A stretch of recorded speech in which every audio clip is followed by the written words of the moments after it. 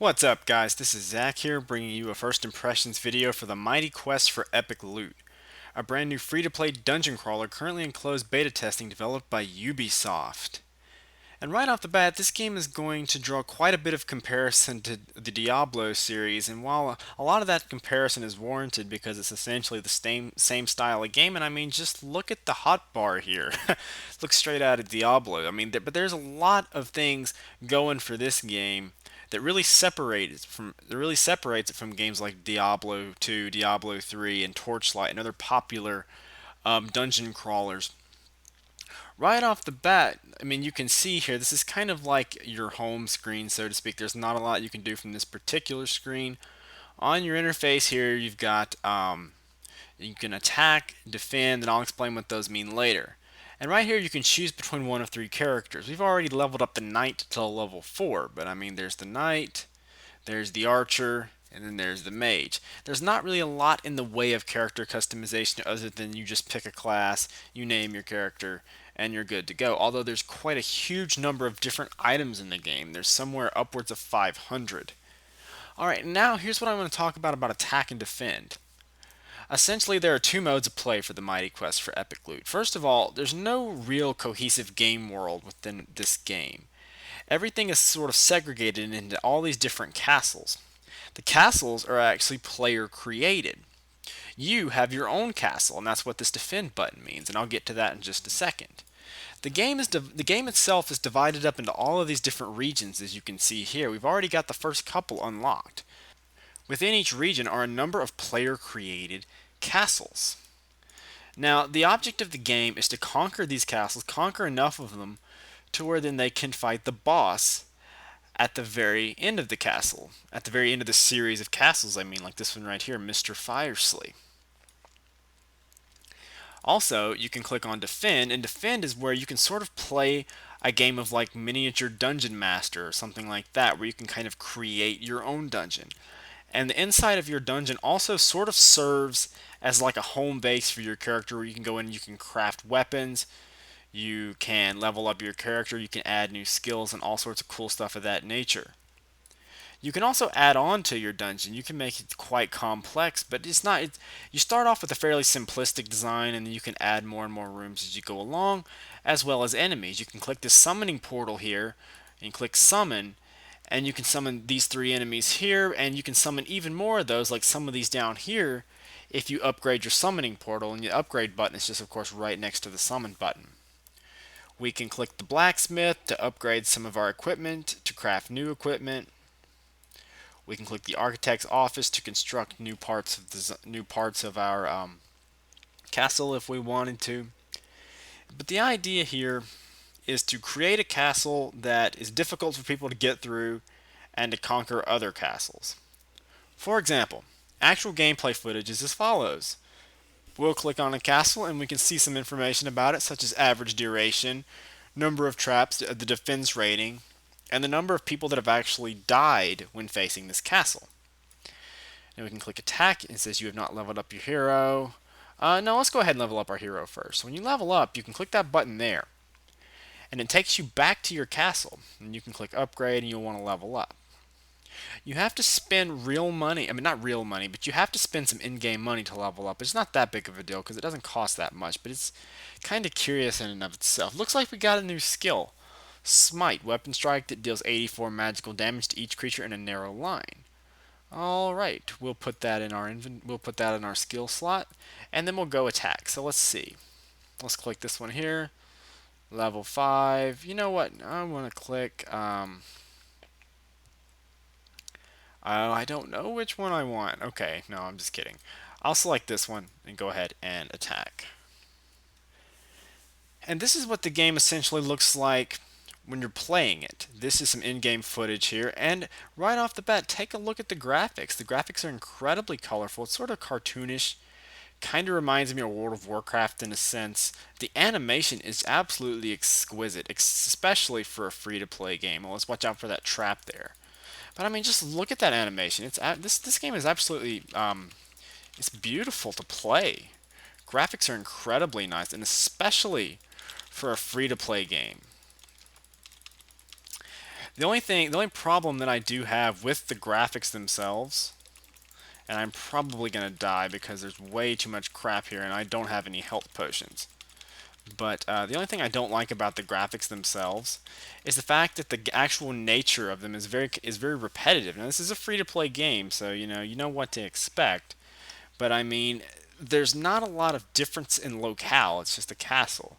Now here's the interesting part: when you die, you have three choices. You can start over, you can heal yourself on the spot for 60 gold, or you can leave the castle. Healing yourself on the spot kind of lessens the challenge, so to speak. It makes the game a lot easier. Although I think more so than just being completely unable to get through the dungeon, the idea is that you have a great deal of difficulty um, making it through without dying a certain number of times, or making it through with a high enough rating, which is probably the trouble I'm going to have because I didn't go into this fight with any health potions whatsoever. And that was my mistake, I know. Because this dungeon seems a little bit, I don't know, overpowered maybe? But I guess there again, that's kind of the point. Make your dungeon as hard as you can, so you get more loot, more money generated, the fewer people actually complete your dungeon. Now, in terms of the gameplay itself, as you can see, it's very much standard fare for this type of dungeon crawler. Now, you do have some special abilities that you can use in addition to your basic attack, and you get access to more and more of those as you level up. Right now, I have access to about 4 or 5 skills. I have Smite, which is a weapon strike that deals 84 magical damage. Heavy Kick kicks a single creature dealing 35 damage. Charge, pretty much like it is in WoW. And Cleave, swing your weapon in a wide arc to deal 14 physical damage to all affected creatures. Alright, let's watch out for those traps there. Sometimes these traps are very, very hard to avoid.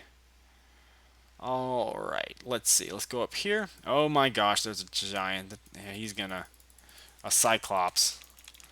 That is not what I wanted to see today. Come on. Let's fight our way through this. Come on, let's show that we can actually complete this thing without having to purchase a lot of health potions. That charge ability that they have is very annoying. But I can give them some of their own medicine by charging right there. This is a game, the more I was playing this, the more I thought, this would actually be pretty fun to see in something like the PS4 or the Xbox One, like maybe on the online store, something you could pick up for free. I mean, I think this game has quite a potential, even if it was cross-platform or even if it wasn't. I mean, I think this game has the potential to attract a pretty large community because, like I said, it differentiates itself from your standard loot, from your standard dungeon grinder, from your standard loot fest. I mean, it allows you to pretty much create your own dungeon, save your dungeon, and have lots of your friends try to complete the dungeon. And likewise, you play almost entirely, almost every dungeon that you run is entirely user generated. So the experience is in a lot of ways totally contingent upon just how well other players have managed to design their dungeons. And I think that's a pretty unique experience and something that I think would look very well on consoles. Man, I need some health potions. You see, if you don't have health potions, this is what's going to happen. You're going to die quite frequently. There's really no way. I don't recommend. Don't do like I did and don't do like I did and just kind of run through the game without health potions. That's not going to benefit you very well. Trust me on that. I mean, yeah, like Diablo 3, you do get little health vials and such that drop as loot when you kill an enemy, but they're nowhere near as numerous. So there again, don't think you can get too far without buying lots of health potions. Good news is, of course, you can just pick back up from where you left off when you die, assuming you have enough gold to cover the cost. And it's not very hard to amass that amount of gold either. I mean, let's see. As you can see, I have almost 2,000 gold already. And it only costs 60 each time to only costs 60 each time to respawn, which that might actually be a little low. Now, I do have some criticism for this game. I know I've talked about what I do like about it, and I like this game a lot. First of all, and I think this is mostly related to the fact that this is in beta, But you can't manage your inventory from within the actual game. You have to wait until you finish a castle, until you get back to the main screen. You can't actually edit your inventory within gameplay. And the problem that you'll run into is your inventory will be full, maybe halfway through a dungeon, and then you'll kill a boss, and then you'll think to yourself, well, I want to loot this sword, or I want to loot this armor, but I can't because my inventory is full and I can't access my inventory because it's grayed out. However, when you click on it, it does say coming soon. So perhaps that's just an issue in closed beta that will be addressed before the game goes live. When I want to complete the dungeon, all I have to do is walk into this little area here, and it'll bring me back up to where I was before when I can select the dungeon. If you guys want to find out more about the Mighty Quest for Epic Loot, head on over to the game's official website. If you want to learn more about MMO Attack, head on over to MMOattack.com for more MMO gaming news, reviews, giveaways, opinions, and other awesomeness.